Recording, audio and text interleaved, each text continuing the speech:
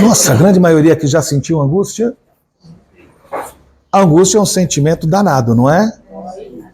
A angústia, ela nos lembra um pouco ausência de resposta também, né? Assim, angústia, né? Eu estou angustiado, mas por quê?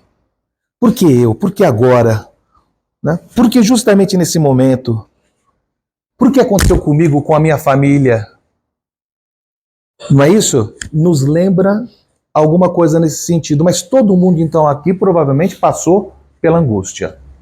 Ah, tá. Mas a gente ouve muito, hoje, a gente ouve muito falar de uma tal de ansiedade. Vocês já ouviram falar também dessa ansiedade? Tá bom. Então vamos pensar um pouquinho. Quem passou aqui pela ansiedade? Quem já teve aí um pico de ansiedade? Meu Deus, todo mundo precisa de tratamento espiritual aqui. Não é possível um negócio desse? Todo mundo, olha aí. A ansiedade como a angústia são sentimentos. E todo ser humano os tem. Quando nós somos pequenos, nós não conseguimos traduzir com palavras os nossos sentimentos. Então nós manipulamos os nossos pais. Choramos, fazemos careta, para a gente poder mostrar para eles o que a gente está precisando e querendo. Olha que interessante, desde pequeno. No decorrer do nosso processo de aprendizado, de estudo, de escola, tornando-se um ser humano adulto, nós vamos aprendendo a discernir os sentimentos. Porque tem muitas pessoas que confundem angústia com ansiedade, com raiva, com ódio, com mágoa.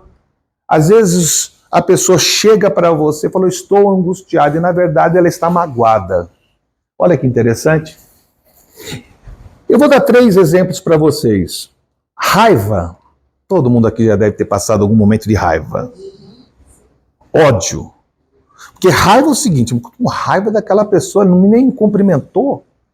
Ódio, se eu pegar aquela pessoa, eu escano aquela pessoa, não é isso? Raiva, ódio, ira. Ira é a destruição total, é o caos, né? A pessoa irada é aquela pessoa, não é nesse vocabulário dos jovens que fala, o cara é irado, né? O cara, a gente pensa que é uma coisa boa, né?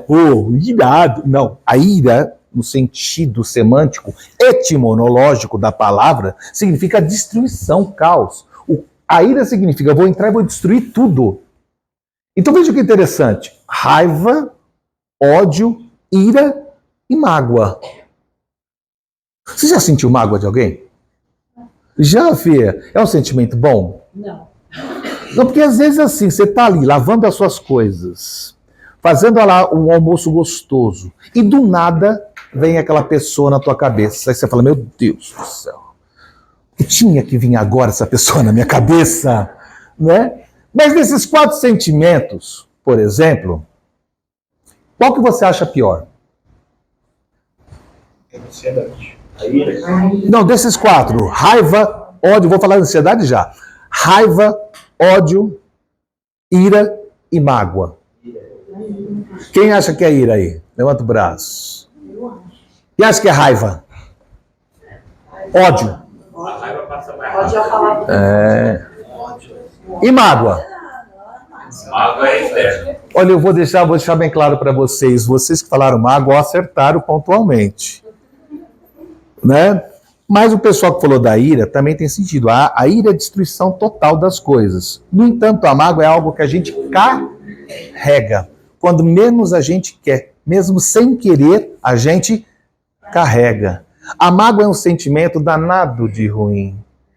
Percebam que o Pai nos criou com sentimentos. Mas nós temos um sentimento predominante, que é o da criação. Qual é o sentimento predominante da criação? Amor. Amor, o sentimento predominante da criação é o amor. Esse é um sentimento que predomina. Quando a gente ama, a gente tem a sensação de calor, a sensação de ser acolhido, de sentir-se bem recebido, uma sensação de estar bem, uma sensação de que, puxa, como é bom viver, como é bom ter família, como é bom trabalhar, como é bom respirar, como é bom não depender de ninguém das necessidades básicas da vida. Né? O amor é uma coisa que acolhe. Mas tem uma coisa interessante, esse amor primeiro, que é o amor, nós somos feitos do amor, o amor tudo carrega. O amor tudo supera. Então quem tem amor de fato tem Deus no coração. Tendo Deus no coração, consegue combater qualquer outro tipo de sentimento. Hoje, no contemporâneo, nesse momento que a gente está vivendo, nós estamos aqui num momento em que há sentimentos danosos para o nosso perispírito, para a nossa alma, alma encarnada. Para a nossa alma, todos nós aqui temos almas, porque nós reencarnamos. Todo reencarnado tem uma alma. E quando a gente sai desse corpo físico, desencarna, né? A nossa aparência vai se ajustar ao corpo material que nós tivemos nessa reencarnação. Nosso perispírito vai ser moldado através dessa aparência que nós temos hoje. Não é isso? Não é? É por aí, nós vamos nos moldar. Mas quando a gente se liberta da carne, o nosso espírito, contido dentro do nosso perispírito, olha que coisa mais interessante, uma coisa dentro da outra, olha só, ele se manifesta na sua totalidade, na sua pureza, e os sentimentos ficam mais aguçados. Nós sentimos mais. Sentimos mais o amor de Deus ou sentimos mais a mágoa do mundo, a angústia do outro.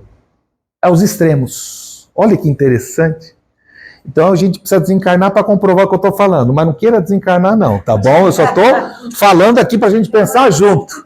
Eu só estou falando para a gente pensar, não quero que ninguém aqui experimente desencarnar, para depois vir aqui na minha orelha e falar, você tinha razão. Mas quando a gente desencarna, os sentimentos afloram. Nós sentimos mais. Tanto o amor, como os sentimentos não construtivos. E nós vivemos num planeta que nós espíritas, quando nós fazemos nossos estudos, a gente cansa de falar isso, muitas vezes a gente não tem a clareza absoluta do que a gente está discutindo. Mas a gente vive num mundo, num planeta, que ele é tido conceitualmente como um planeta de provas e expiações, e a gente acha que é o máximo isso. Quer dizer, nós estamos imagine uma esfera, imagine assim, 5 lugares, né? Nós estamos nos últimos. Nós estamos ainda num planeta de provas e expiações que está se transformando num planeta de regeneração. Portanto, um planeta de provas e expiações é repleto de emoções, de todos os tipos de emoções e explosões de emoções. Olha que interessante. Porque quando eu estou com raiva, ninguém me segura. Eu falo o que eu preciso. A pessoa tem que entender o que eu estou falando. Quem disse que eu estou nervoso? Eu não sou nervoso, eu estou calmo. Nós vivemos nesse planeta em que essas emoções aqui ainda se encontram tão afloradas à flor da pele e que de alguma forma interferem nas nossas ações, no nosso dia a dia. Hoje, os médicos estão em busca, os cientistas estão em busca de cura para depressão, para angústia, para transtorno de ansiedade. E vou dizer para vocês, existem avanços científicos muito interessantes, mas eu não canso de falar para os meus pacientes, remédio é tanto faz como fez. A sensação é tanto faz como fez, mas é melhor que a sensação do buraco vazio. Entenderam? Na analogia? Que quando a pessoa está depressiva, a sensação que ela tem é que não há esperança, não há luz no final do túnel, é um buraco sem fundo. Entenderam o que é uma depressão, numa linguagem bem didática para vocês? E o remédio te permite ter a sensação de tanto faz como fez, e melhor do que a sensação de que acabou tudo, de que não vale mais a vida e a pena. Em alguns casos, se recomenda o uso de remédios, para que essa sensação de tanto faz, tanto fez, te permita uma reflexão para buscar a causa dessa depressão. E a maioria das depressões, cada família aqui representada tem no mínimo 1 a 2 casos de parentes com depressão. Ficou claro isso ou não? Sim. Cada família aqui representada tem no mínimo 1 ou 2 casos. E essa sensação de tanto faz como fez, terapeuticamente falando, ela nos permite resgatar ou buscar a causa daquilo. É o processo, é o início de um processo de cura e de autocura. Porque, na verdade, terapeuta nenhum cura a depressão de ninguém. As pessoas precisam entender que elas se curam. Aí, exatamente isso. No entanto, quando a pessoa ela está depressiva e ela não vê mais perspectiva de nada, de sentido da vida, pensamentos suicidas as rondam. É o tempo todo o pensamento. O pensamento suicida é fruto da falta de esperança e desespero. O pensamento suicida é fruto da falta de esperança e desespero. O cara está desempregado, está devendo para todo mundo. O cara é viciado no jogo, na internet, nessas bets, essas coisas de jogo de futebol. Ele está com 5 anos comprometido no salário dele, porque ele gastou tudo em jogo. Ele está desesperado, mas tem um papel colado no poste dizendo: acerta a tua vida em 7 dias, procure-me. E ele vai lá e ela olha para o cara, ela pensa que é uma médium, porque olha para o cara e fala: tua vida está muito ruim mesmo, não é? Tá faltando dinheiro. Como se fosse a coisa mais, né? E a pessoa fala: realmente, como é que você sabe disso tudo?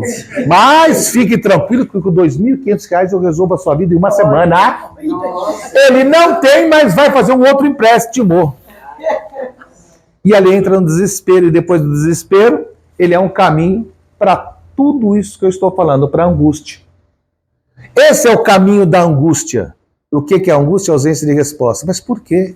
Mas por quê? Por quê?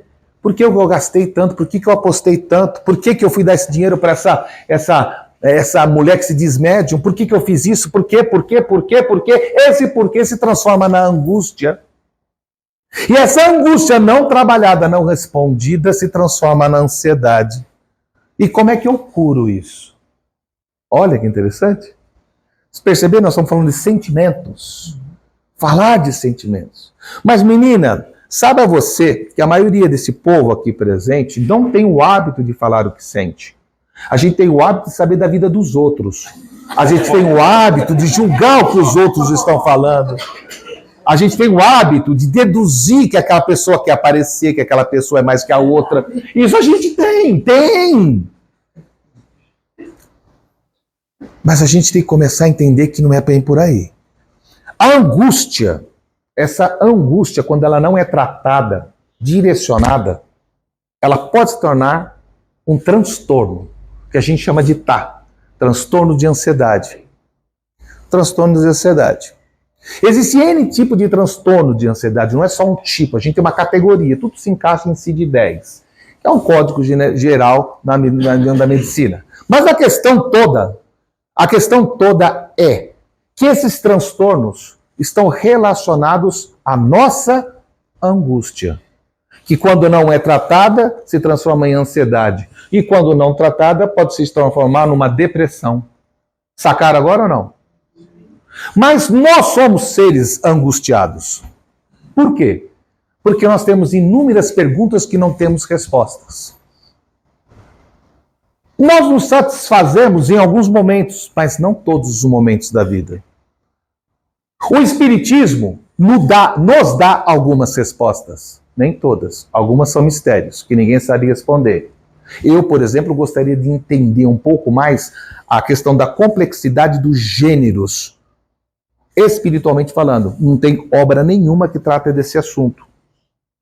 Entenderam o que eu estou falando para vocês? Eu queria entender um pouco mais, porque a gente está vivendo num momento, né, onde a gente entende as pessoas como seres humanos. E eu acredito que todos nós temos que ver as pessoas como seres humanos, né? Mas eu queria entender um pouco mais a complexidade disso no plano espiritual e não tem literatura para isso. Olha que interessante.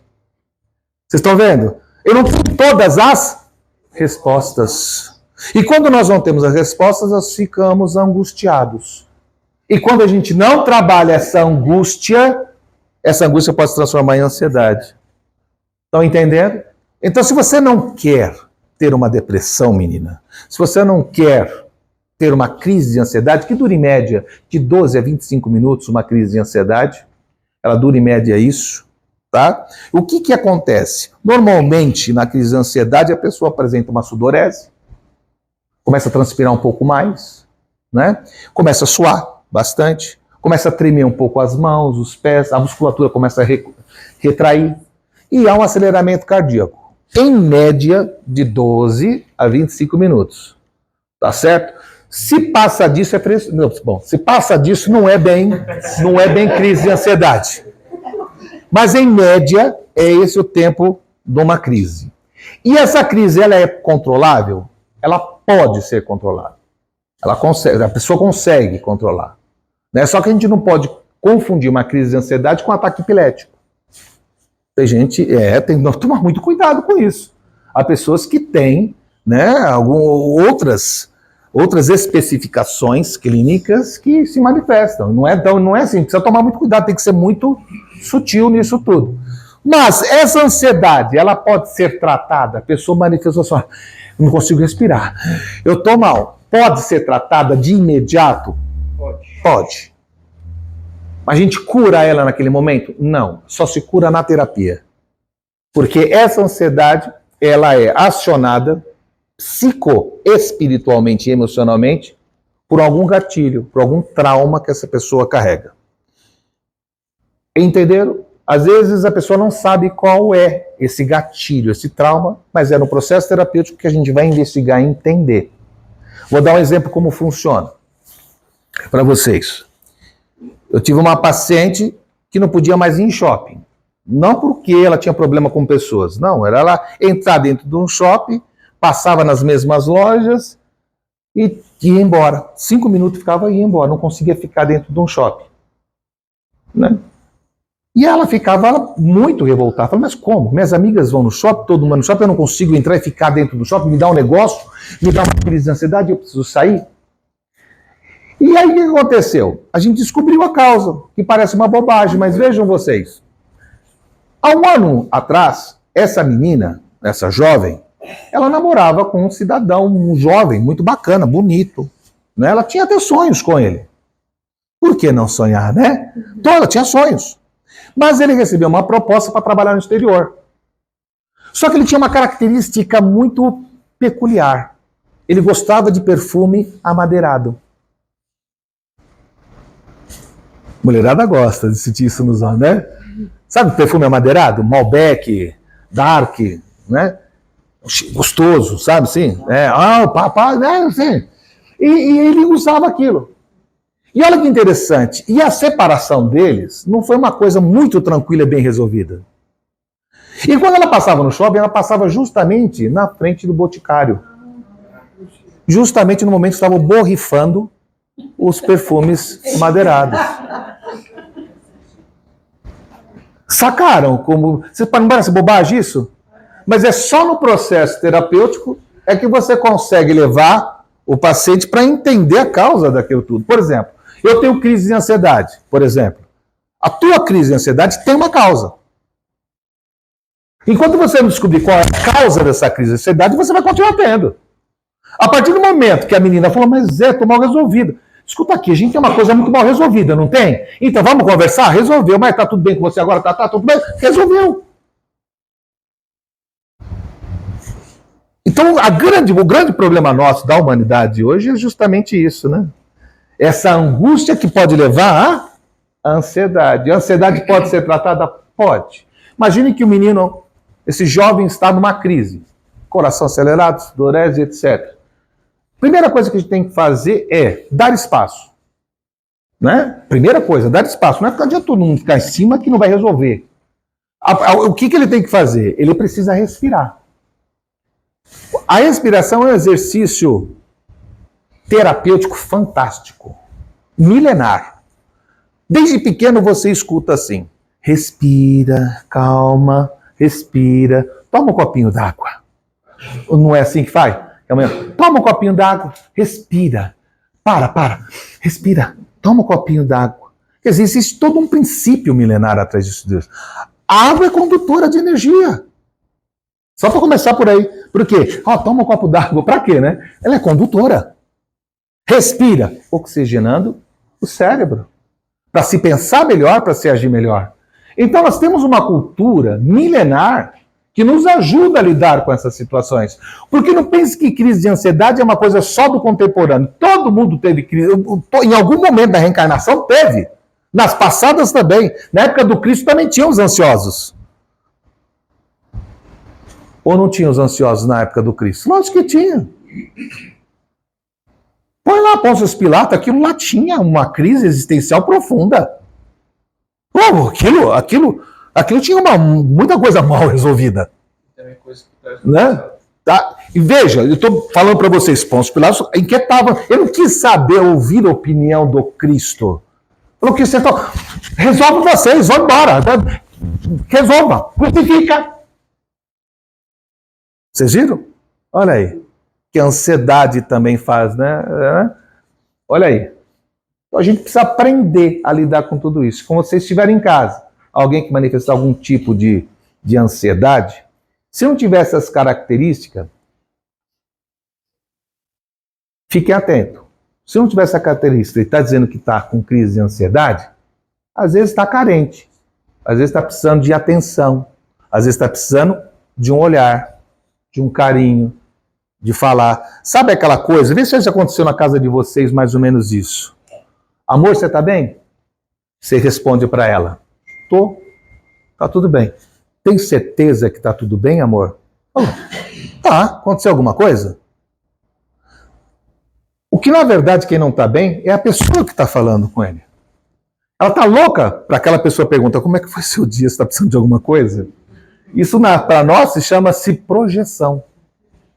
E a pessoa projeta-se no outro.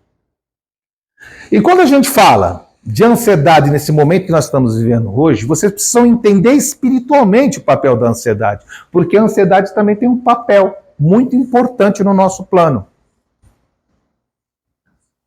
Você está maluco, Jamar? Não estou. A ansiedade tem um papel também. Como todos os sentimentos têm os seus papéis, têm a sua função. Mas no plano espiritual, a ansiedade também tem o seu papel. Olha, religiosamente a ansiedade tem o seu papel. Tem gente esperando a volta do Cristo imediata. Acha que virá amanhã ou hoje, ou daqui 30 dias. Mas na própria palavra, no Espírito de Verdade, nós não sabemos. Deixou-se bem claro que não se sabe a data, nem o dia, nem a hora que virá. Mas tem gente acreditando que virá. E fica ansioso esperando a volta do Cristo. E passa a vida toda ansiosa esperando a volta do Cristo. E quando desencarna, Cristo, você estava lá. Você não estava ali. Esperei você. Olha a ansiedade espiritualmente falando. Estão entendendo como a coisa não é só aqui para encarnados? No plano espiritual, a ansiedade predomina nas regiões umbralinas e mesmo nas cidades espirituais. Será que eu vou dar conta dessa vez? Será que eu não vou falhar? Mensageiros 2. Será que eu não vou falhar dessa vez? Será que eu vou conseguir levar essa casa espírita? Mensageiro 2, vocês assistiram? Não é? Mensageiro 2. Né? Oh, será que eu vou conseguir dessa vez? Será que eu não vou conseguir? Né? Será que eu vou conseguir? Será que não? Agora você imagina isso nas cidades espirituais, agora imagina isso na zona umbralina. Que é essa aqui bem próxima à nossa. Olha lá. Deixa silencioso, ó. Encosta nele. Encosta. Encosta.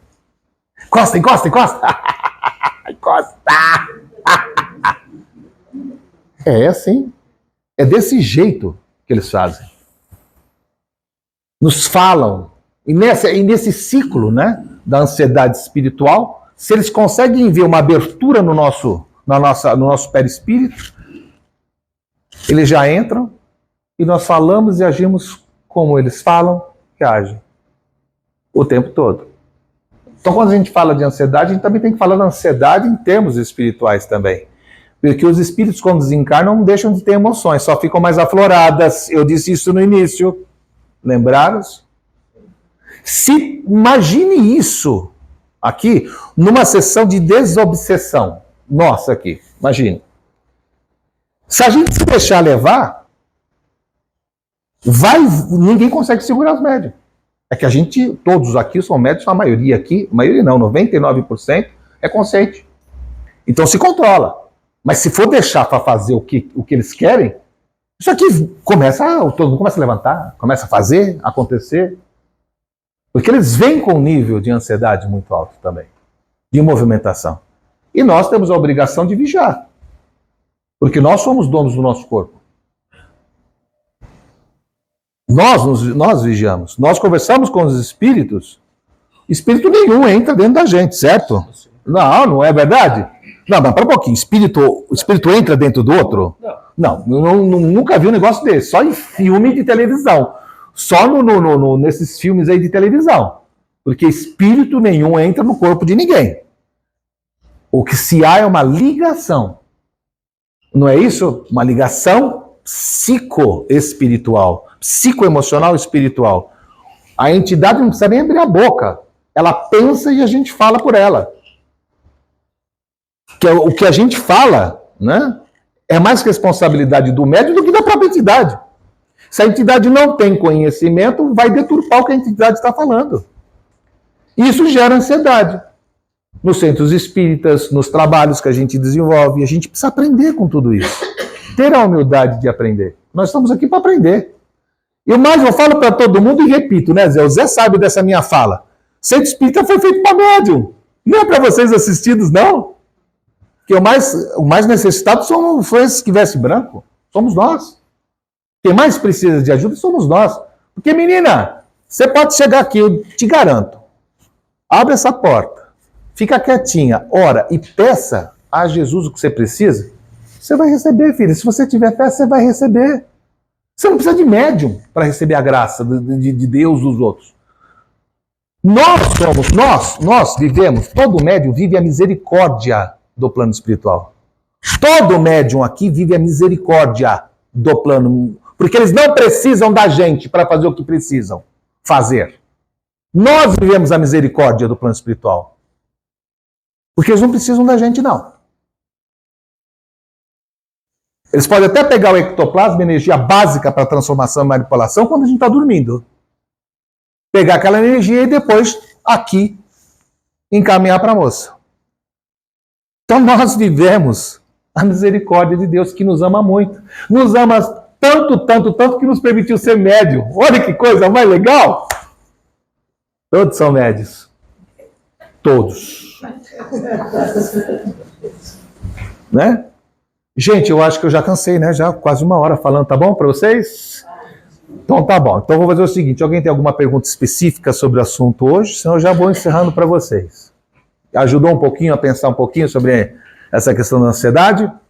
A depressão tem muito ligação com energias negativas do plano espiritual, ou seja, vários casos que a gente vê de depressão tem problema espiritual atrelado. Tem. Fiote, tudo é sintonia. Tudo. É sintonia e frequência. Tudo.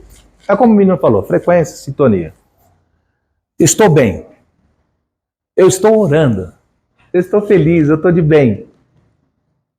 Que espírito infeliz consegue encostar em mim com a minha alegria? Com o meu entusiasmo? Não, me explique. Imagine eu agora aqui, ó. Sim? Jesus, meu mestre, Senhor e amigo, falando de Jesus, Pai Nosso, Ave Maria, vibrando alegria. Que espírito infeliz consegue encostar? Não tem sintonia, não tem liga. Agora imagine esse moço. Sai daqui um doce, em paz, escutou a palestra do Jamal, tá calminho, ai que legal, né? Vai para casa dirigindo. Aí o cara passa na frente dele, o motoboy daqueles maravilhosos, né? Que passa na tua direita, ele abaixa o vidro e fala: você é um filho de uma mãe muito interessante. Vá com Deus, que o amor de Jesus seja contigo. Agora, se ele não entra nessa sintonia, entra numa sintonia oposta, tudo aquilo que ele conseguiu levar daqui para fora se desfaz. Ele abre o campo energético, abre uma outra frequência, como você diz, numa outra sintonia, e o que acontece? As próprias entidades que estão caminhando na rua, que estão ali, se aproximam, e ele leva esse presente para casa. O que a depressão tem a ver com tudo isso? Todo depressivo tem pensamento angustiante. Todo depressivo, não adianta você olhar para um depressivo e falar assim para ele: para, você é linda, você é uma pessoa maravilhosa, você é trabalhadora. Poxa, você tem pai, tem mãe, tem família, cara. É tudo aquilo que ele não quer ouvir, ele já sabe. Ele já sabe. Ele não quer ouvir isso. Isso não se fala para um depressivo. O que se fala para um depressivo? Essa é a questão. O que se fala para um depressivo. Como? Através das palavras? Tá bom. Tem muita gente que se ergue sim através das palavras, outros através de sintonias, através de música, através de mudança de foco. Então a sugestão é mudança de foco. Só que tem uma coisa: cada um de vocês responde de uma forma diferente. Há pessoas, por exemplo, aqui que respondem através de música. Quando começam a ouvir música, ficam tranquilos. Há pessoas aqui que precisam orar. Está rezando o tempo todo para ficar tranquilo. Depende muito de cada um. Então, depende muito. No caso específico do depressivo, né, quando ele está nesse estado que não tem mais sentido e graça, é importante entrar com medicamento, com a companhia.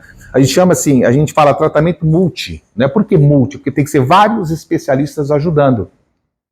Então, até uma psicologia comportamental, até uma terapia ocupacional, ajuda muito. Ajuda em muito. No entanto, como é que a gente faz para que um depressivo saia da depressão? A gente não faz nada, a gente ajuda ele a encontrar um caminho. Ah, então você está fazendo muito, você está ajudando ele a encontrar caminho. Sim, isso sim. A gente ajuda ele a encontrar a causa dessa depressão. Como? Se o depressivo não quer falar. Mas ele tem que ter É uma outra... Então, por isso que a gente muitas vezes precisa da ajuda de um psiquiatra. Para que ele tenha a sensação do tanto fez como tanto, que aí me permite o diálogo. Vocês sacaram agora? Como uma coisa muito sutil? A coisa não é tão simples. Respondi a pergunta? Mais alguma pergunta? Aproveite. E a síndrome do pânico. Tá bom. Olha que pergunta, a questão da síndrome do pânico. A gente nunca ouviu falar tanto sobre síndrome de pânico como agora, né? E as pessoas não conseguem nem se conter, nem física nem emocionalmente. Já percebeu? Quem está com síndrome de pânico, né, ela fica completamente fora do seu sentido. Ela perde, né? Ela ultrapassa, olha só, a crise de ansiedade. No que ela ultrapassa a crise de ansiedade? O que você acha que ultrapassa? Por que é diferente? Por que não tem o mesmo nome? Quais são as características diferentes? O que difere da crise de pânico para a crise de ansiedade? O que vocês acham que é diferente? Porque, ó, são coisas, não teria o mesmo nome, isso. Pode causar medo, insegurança, pode levar a uma loucura, até mesmo suicídio. Tá, então vamos lá de novo. Crise de ansiedade, pânico, crise de ansiedade, pânico, tem nomes diferentes, mas tem sintomas em comum. Eu posso encontrar sintomas na crise de ansiedade, na crise de pânico, na depressão também. Mas elas são diferentes, porque tem características, e a sua definição foi muito inteligente. Está muito dentro daquilo que a gente entende. Então, exatamente isso. Porque está muito dentro daquilo que a gente entende. Porque o que acontece? O pânico, você é coberto não só pelo sentimento que a ansiedade traz, que é o aceleramento, sudorese, porque na crise de pânico você também pode ter esses sintomas. Mas ele traz algo a mais. O que é? O medo, a insegurança. Sabe aquela coisa assim da insegurança exagerada, do medo exagerado? Sabe aquela síndrome de não me deixa só? Na ansiedade, muitas vezes, eu quero ficar só. Quero sumir. Mas tem muitos sintomas parecidos. Não tem ou não tem? Muitos. E voltando à questão de frequências. Sintonias e frequências. Acabam acessando esses cordões energéticos. Vamos lá, então. Ele está falando da frequência em relação a isso. A pessoa está com crise de pânico, crise de ansiedade. O que eu falei para vocês em termos de espíritos? Que as emoções são muito mais afloradas, não são? Então, uma pessoa que está manifestando uma crise de pânico na sua casa, ela está vibrando. E, de alguma forma, essa vibração vai atrair o que na rua? Espíritos da mesma sintonia. E outros ainda que E outros que vão aproveitar aquilo. você já está com o sistema no nível. Mas eu vou dizer uma coisa para você, querido. Você está falando da crise de pânico, de ansiedade, nós estamos falando aqui, mas você sabe que no plano espiritual existem outras coisas que a gente precisava conversar aqui também, no outro momento a gente vai trazer esse assunto. No plano espiritual também nós temos inúmeros tipos de vampiros. Vampiros espirituais, vocês já ouviram falar, né? Os vampiros energéticos. É isso. Por que a gente precisa conversar sobre isso também? Imagine que eu passei a minha vida toda viciado na compulsão de comprar coisas, na compulsão de comer as coisas. Como é que fica isso no plano espiritual? Vocês estão me entendendo o que eu estou falando? Tudo uma questão de sintonia e frequência. Então, existem zonas específicas para tudo isso. Moral da história. A gente não sabe nada. A gente está aprendendo. E vou repetir para vocês. Sinto falta de conteúdo para essas questões que estamos abordando hoje, por exemplo, se fala muito pouco. Tem um trabalho da Joana de Ângeles, através do Divaldo Pereira Franco, ele já está preparando uma sequência de livros com essas características, de trabalhar mais a questão da psique humana, da questão emocional.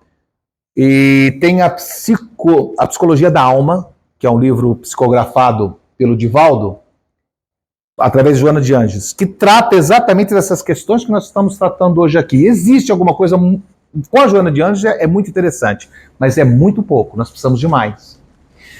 Mais alguém? Mais alguma pergunta? Muito obrigado e até o próximo encontro. Beijo para vocês.